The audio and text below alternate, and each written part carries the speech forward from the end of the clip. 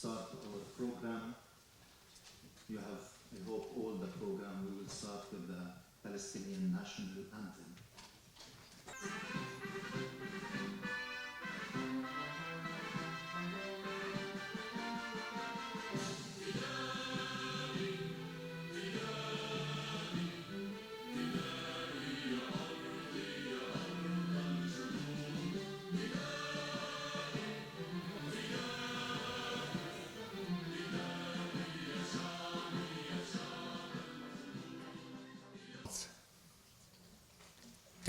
April 2024.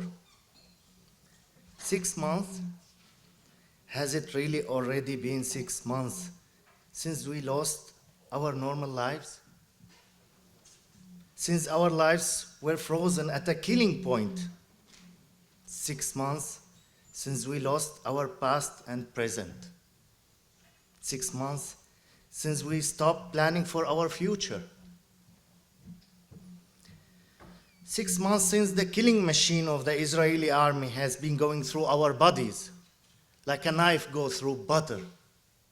We are gathering today to commemorate the horrific events of the Nakba, the epicenter of the Palestinian tragedy, in which most of an entire nation was uprooted overnight from the ancestral land, while the rest were treated like strangers in their own country. Far from being a simple event in the long history of the Palestinian nation, the Nakba and its aftershocks is affecting every individual Palestinian over generations. More than that, it is an ongoing process of destruction, displacement, and replacement of an entire people that continues to this very day. In this sense, the Nakba of 1948 and today's Nakba in Gaza are not two separate events.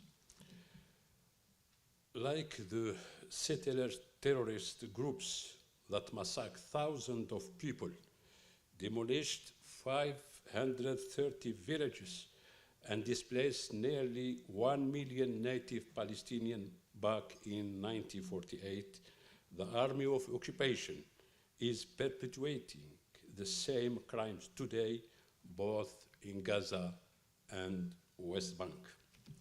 For more than 7 months now, the genocidal war in Gaza has decimated the Palestinian population, killing more than 35,000 persons, 70% of whom are women and children. Destroyed 70%. Excellencies, ladies and gentlemen, dear friends. 76 years ago, the Palestinian Nakba started. Nakba in Arabic, the catastrophe. It refers to the expulsion, mass displacement, massacres, disposition of the Palestinian people from their homeland. The Nakba is not just a one-time event that took place in 1948. It is a process of ethnic cleansing. It is a process of the eradication of the Palestinian identity.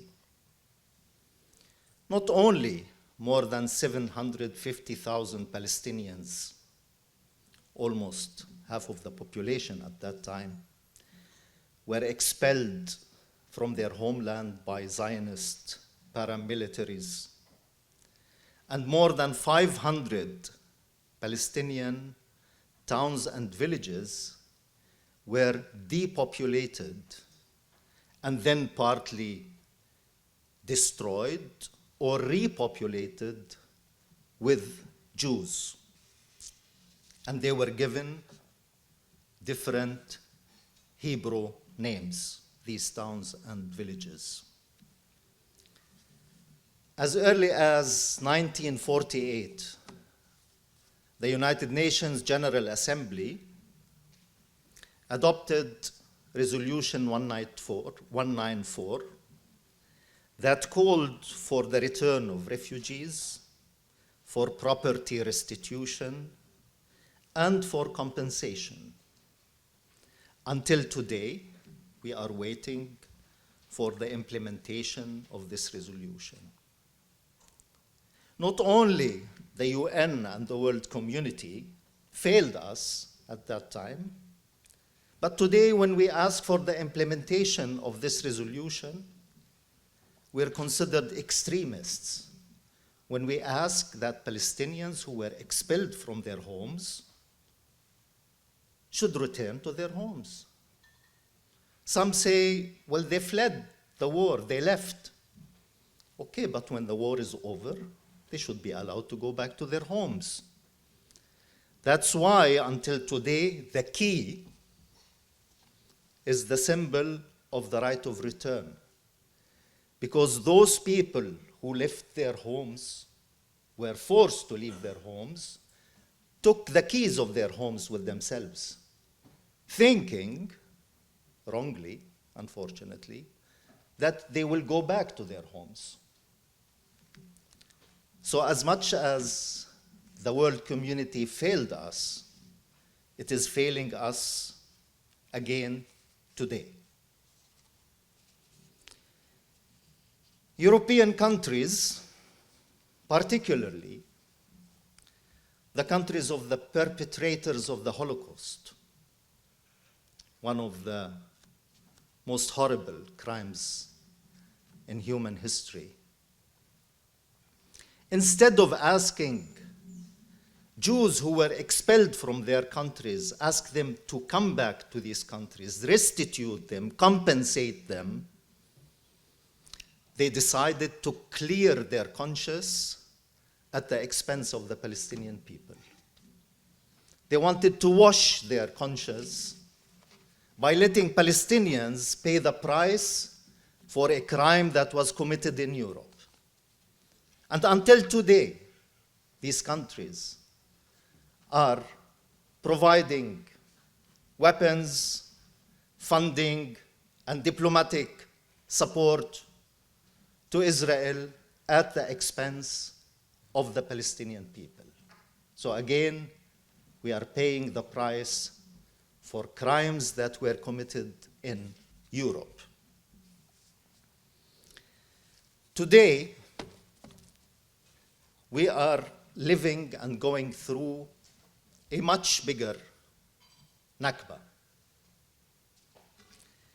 We were proved wrong when we thought that a rule-based international order wouldn't allow for genocide and forced expulsion and mass killing in the 21st century.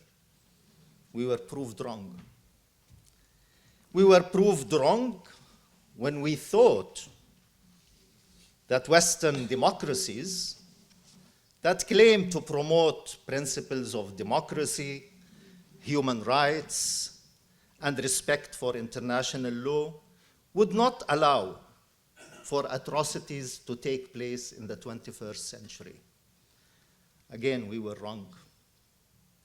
Those Western democracies in the global north are the ones that are providing diplomatic, military, political support to Israel.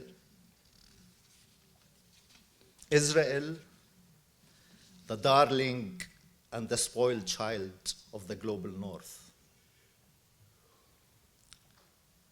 that is allowing Israel to act in impunity. Israel, the only democracy in the Middle East. The only democracy in the Middle East holds the record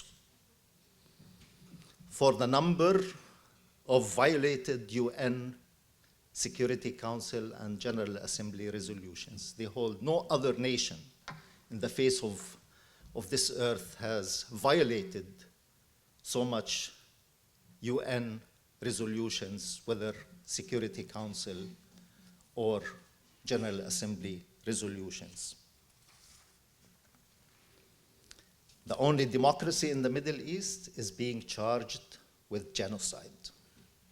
But let me say the following: despite this very dark picture, there is light at the end of the tunnel. And there are some good news. First, it is the millions of young people worldwide that are going down to the streets day in, day out, week in, week out. For them, Gaza is becoming a symbol of injustice in the world. They see their own oppression in Gaza. They see the failure of the international, the so-called rule-based international system. They see this in Gaza. They see all the oppression that they are going through, whether it's national oppression or economic oppression. They see this in Gaza. Gaza is becoming a symbol for this young generation. The hundreds of thousands of students all over the world, in the United States of America. And by the way, many of them are Jewish. Because they fight for justice. And if there is no justice in Palestine, if the world is watching a genocide unfolding in front of their eyes and silent about it, then they are right to worry about their future. But this gives us hope. This reminds us with the movement to end apartheid in South Africa. And this movement will not stop. It will grow. And believe me, they are on the right side of history.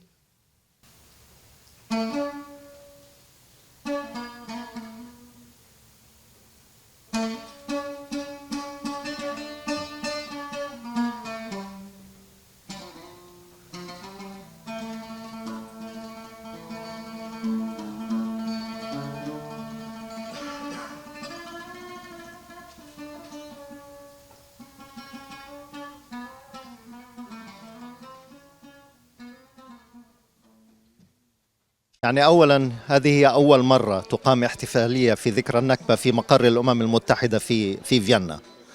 طبعاً مناسبة النكبة هي لتسليط الضوء ليس فقط عن النكبة التي بدأت في عام 48، إنما أيضاً تسليط الضوء على ما يجري اليوم في فلسطين، سواء حرب الإبادة في قطاع غزة أو إجرام المستوطنين والجيش الإسرائيلي في الضفة الغربية. أيضاً في الكلمة أشرنا إلى ازدواجية المعايير، إلى يعني فشل المجتمع الدولي في وضع حد للجرائم التي ترتكبها إسرائيل. لكن أيضا يعني أشرنا إلى الدول التي اعترفت مؤخرا بدولة فلسطين وأهمية ذلك، أهمية تطبيق أوامر الاعتقال التي ستصدر من محكمة الجنايات الدولية ضد القادة الإسرائيليين. يعني حاولنا في هذه الكلمة أن نشير إلى كل هذه القضايا. يعني لا يوجد موقف أوروبي متجانس. يعني الاتحاد الأوروبي هناك دول مثل التي قررت الاعتراف بدولة فلسطين، وهناك دول أخرى مثل ألمانيا، النمسا، التي تصر وتمعن في دعمها للموقف الإسرائيلي. يعني هناك مواقف متباينة، مع الأسف الشديد لا يوجد موقف أوروبي موحد. ونحن نحيي ذكرى النكبة، وأرجو أن أؤكد في هذه السانحة تضامن حكومة وشعب السودان مع أشقائهم في فلسطين، وهم يخوضون معركة من أقصى المعارك في التاريخ الإنساني، ويسطرون صمودا أسطوريا لم ير التاريخ له مثيلا.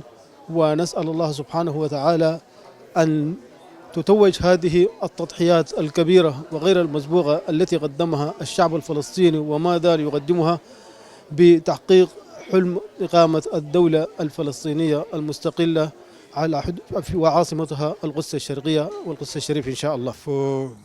We can talk about the feeling of solidarity of Russian people with the cause of Palestine and Palestinians who are now in a desperate situation in Gaza. You might remember that the Russian Federation provided some humanitarian assistance despite the fact that Russia is far away from the Middle East. And of course, this tragedy must be stopped immediately.